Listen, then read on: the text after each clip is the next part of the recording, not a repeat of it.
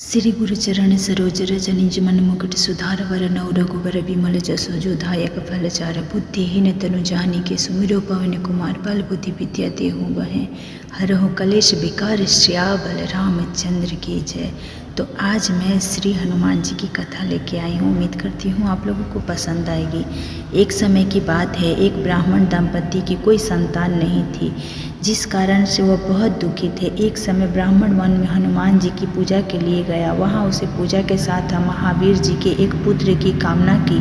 घर पर उसकी स्त्री भी पुत्र की प्राप्ति के लिए मंगलवार का व्रत रखी। वह मंगलवार के दिन व्रत के अंत में हनुमान जी को भोग लगाकर भी भोजन करती थी।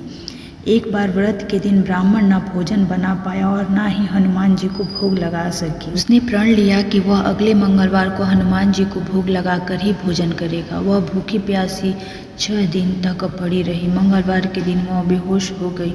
हनुमान जी ने उसकी निष्ठा और लगन को देखकर प्रसन्न हुए। उन्होंने आशीर्वाद स्वरूप ब्राह्मण को एक पुत्र दिया और कहा कि यह तुम्हारी बहुत सेवा करेगा। बालक को पाकर ब्राह्मण अति प्रसन्न हुए। उसने बालक का नाम मंगल रखा।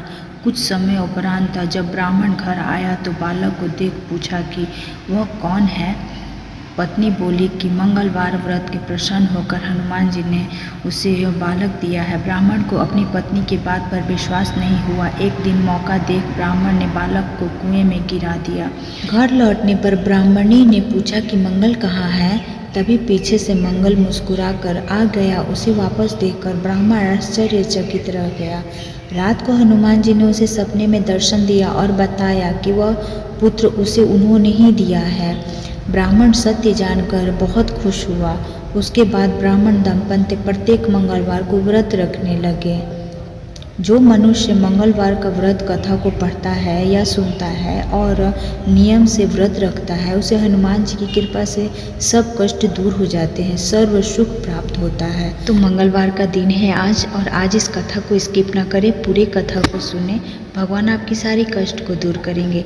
तो चलिए, भक्ति के साथ हम लोग नए वीडियो में मिलते हैं। ऑसम सॉफ्ट भक्ति को प्यार देने के लिए धन्यवाद।